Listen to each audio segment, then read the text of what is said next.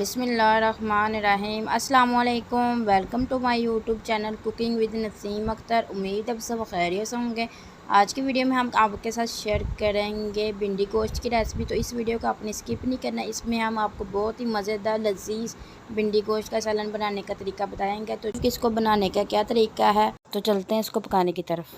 बिस्मिल्लाहिर्रहमानिर्रहीम। इसको बनाने के लिए हम इस्तेमाल करेंगे कढ़ाई। इसमें हम डाल लेंगे 1 कप डाल्डा ऑयल।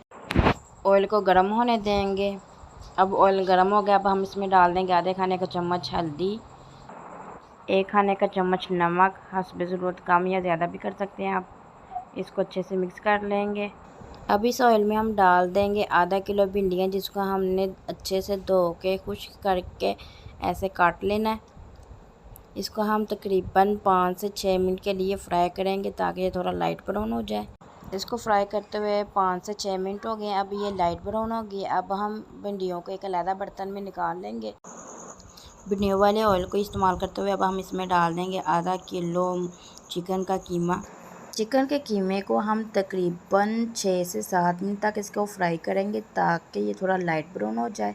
चिकन को फ्राई करते हुए 7 मिनट हो गए हैं और इस तरह आपने इसको लाइट ब्राउन कर लेना है। अब ये फ्राई हो गया है।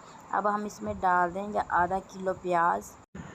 प्याज को हमने 10 से 12 मिनट पकाना है। प्याज को पकते हुए 10 से 12 मिनट हो गए। अब इसका कलर चेंज हो गया। अब हम इसमें डाल देंगे 10 सब्ज़ मिर्चें, 5 अदर सुरख टमाटर और 10 सब्ज़ मिर्चें दरमियान से कट लगा के मसाला भर के डाल दिए। ये मसाला काली मिर्च, लाल मिर्च, हल्दी और नमक डाल के बनाया है। ये सब्ज़ मिर्च का जायका सेम अचार के सब्ज़ मिर्च जैसा होता है, जो कि भिंडियों के सालन में बहुत ही ज़्यादा मज़ेदार लगता है। टमाटरों ने पानी छोड़ना है और इसको तब तक पकाएंगे जब तक टमाटरों का पानी खुश्क नहीं हो जाता। दरमियान में इसको वक्फे से हिलाते रहना ताकि पानी अच्छे से खुश्क हो जाए। टमाटर डालने के बाद हमने इसको तकरीबन 10 मिनट पकाया है। अब देखें टमाटरों ने जो पानी छोड़ा था वो अब बिल्कुल खुश्क हो गया है। अब हम इसमें डाल देंगे आधा किलो फ्राई की हुई भिंडी, जिसको हमने पहले ही फ्राई कर लिया था। भिंडी को डालने के बाद अब हम इसमें डाल देंगे 1 खाने का चम्मच काली मिर्च, 1 खाने का चम्मच लाल मिर्च। अब हम इसमें डाल देंगे वो मसाला जिसे हमने सब्ज़ मिर्चें भर के डाली थी। इन सब मसालों को डालने के बाद अब हम इसको अच्छे से मिक्स कर देंगे। अब हम इसमें डाल देंगे सब्ज़ धनिया और इसके बाद डाल देंगे 2 अदद नींबू का रस। सब्ज़ धनिया और नींबू का रस निचोड़ने के बाद अब हम इसको अच्छे से मिक्स कर देंगे और तब तक पकाएंगे जब तक हंडियाँ घी नहीं छोड़ देती।